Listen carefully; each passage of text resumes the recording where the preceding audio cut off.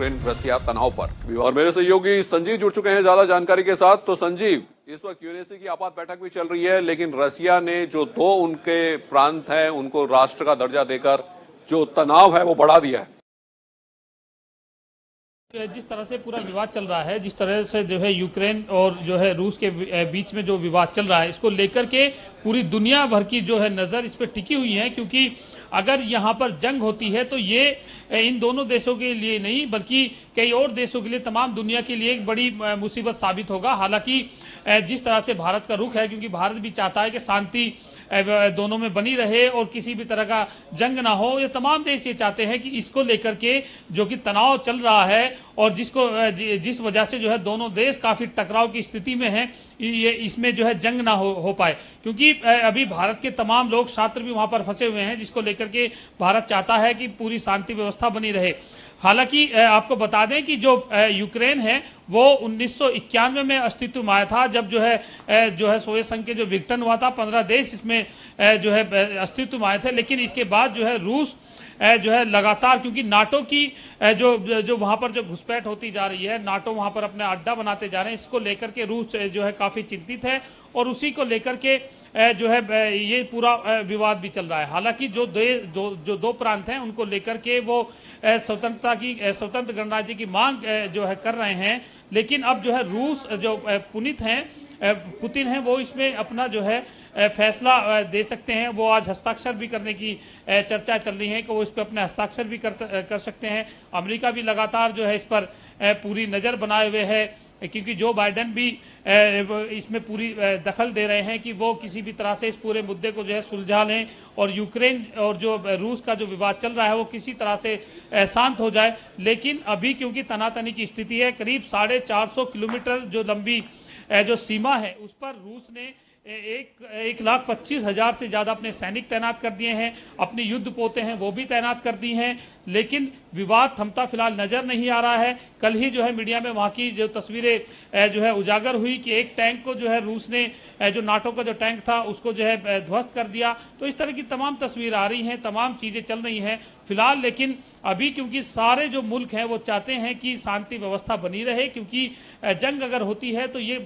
जो बड़ा नुकसान जो है कई और कंट्रियों को भी इसका उठाना पड़ सकता है। जी बिल्कुल संजीव, इसमें फ्रांस बेहद महत्वपूर्ण भूमिका में है। वो लगातार द्विपक्षीय बातचीत चल रही है उसकी पुतिन के साथ, तो शायद कहीं एक हल निकलने की उम्मीद है।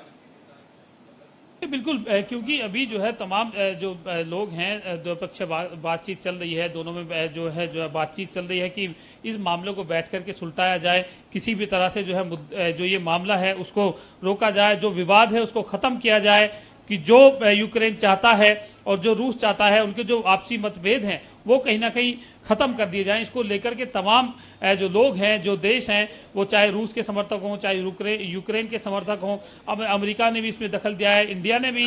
कहा है कि इस मुद्दे को बैठ करके सुलटाया जाए और आपस में बैठ के बातचीत के द्वारा ही रास्ता निकाला जाए। तो ये अभी बातचीतें चल रही हैं और देखने वाली बात होगी कि आखिरकार क्या इसका हल निकलता है। क्या रूस मान जाता है, यूक्रेन में समझौता हो पाएगा, या फिर किस अभी आगे की क्या रणनीति होगी, क्योंकि जंग जो है किसी भी सूरत में फिलहाल जो है हानिकारक साबित होगी। जी बिल्कुल संजीव, बने रहिए, वापस आते हैं आपके पास। एक और बड़ी खबर अपने दर्शकों को बता दें। यूक्रेन के राजदूत का यूएन में बयान, हम शांति चाहते हैं, राजनीतिक और राजनयिक फैसले के लिए प्रतिबद्ध हैं, रूस उकसावे में नहीं आएंगे। तो हमारे सहयोगी संजीव जुड़े हुए हैं तमाम जानकारी के साथ। तो संजीव, यहाँ पर यूएन में यूक्रेन का बयान सामने आया है, शांति की बात यूक्रेन इस वक्त कर रहा है और लगातार हमने देखा है शांति की बात यूक्रेन करता रहा है। लेकिन अगर इस तरह की कार्रवाई रूस करता है तो ये शांति कितने दिन बनी रह पाएगी, ये देखना होगा। देखिए बिल्कुल, क्योंकि यूक्रेन जो है अगर देखा जाए तो सैन्य ताकत में रूस से काफ़ी कम है। और अगर बात करें, क्योंकि जो फाइटर जेट हैं या हेलीकॉप्टर्स हैं, अगर उनकी बात करें तो 1500 के करीब रूस के पास हैं और 98 जो है यूक्रेन के पास हैं। इसी तरह से जो है अगर आर्मी की बात करें तो 1.1 मिलियन जो है यूक्रेन के पास है और 2.9 जो है वो रूस के पास है। तो किसी भी सूरत में अगर जंग होती है तो बड़ा नुकसान जो है कहीं ना कहीं यूक्रेन को भी उठाना पड़ सकता है, और जंग में दोनों ही तरफ से नुकसान होता है। फिलहाल जो है शांति व्यवस्था बनाने के लिए तमाम जो देश है, इंटरनेशनल दबाव जो है वो लगातार जारी है। तमाम जो कंट्रियां हैं, चाहे वो यूक्रेन के पक्ष वाली हो, चाहे वो रूस के पक्ष वाली, वो चाहती हैं कि पूरे मुद्दे को बैठ करके सुलटाया जाए, किसी भी तरह से शांति स्थापित की जाए। अभी जिस तरह से यूक्रेन के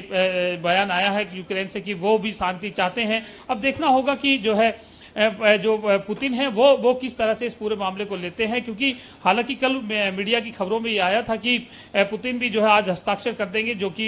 यूक्रेन की जो डिमांड है कहीं ना कहीं उनको उनमें कहीं बीच का रास्ता निकालने की पूरी कोशिश चल रही है, और लगातार पूरी दुनिया की नज़र इस पर बनी हुई है कि किसी भी तरह से ये जंग जो है टाली जाए, किसी भी तरह का युद्ध ना हो, बैठ करके बातचीत का जो है मसला जो है हल निकाला जाए। जी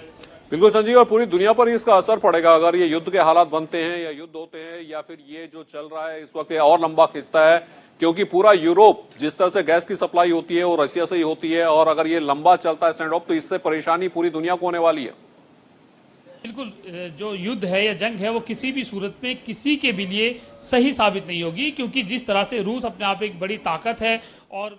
जो है कई स्रोतों का वो खजाना भी है, तो जाहिर सी बात है अगर ये जंग होती है तो तमाम सप्लाई रुक जाएंगी, तमाम चीज़ों पे असर भी पड़ेगा, और उससे जो है कहीं ना कहीं जो पूरी दुनिया के जो बजट है, जो गणित है, वो गड़बड़ा सकता है। क्योंकि जब जंग होगी तो जाहिर सी बात है कि तमाम कई और देश इसमें शामिल हो जाएंगे, क्योंकि रूस के प्रभाव में बहुत सारे देश ऐसे हैं, यूक्रेन को भी बहुत सारे जो नाटो देश हैं वो सपोर्ट करते हैं, और तो इसको लेकर के बड़ा जो है स्टैंड कौन कौन से देश कहाँ किधर जाएंगे, तो ये अगर जंग होती है तो जंग किसी भी सूरत में किसी भी देश के लिए सही साबित नहीं होगी, और इससे भारी नुकसान तो होगा ही, लेकिन कई और ऐसे देश हैं जो इसकी चपेट में आ जाएंगे, और कहीं ना कहीं उनका जो है नुकसान भी जो है पूरी दुनिया को उठाना पड़ सकता है। जी नमन। बिल्कुल संजीव, और भारत की अगर भूमिका देखें तो भारत ने इस वक्त बहुत ही संतुलित बयान दिया है, और भारत ने कहा है कि हम अपने नागरिकों की सुरक्षा सुनिश्चित करना चाहते हैं, उन्हें वापस लाना चाहते हैं, और साथ ही साथ युद्ध को टालने की बात कही है।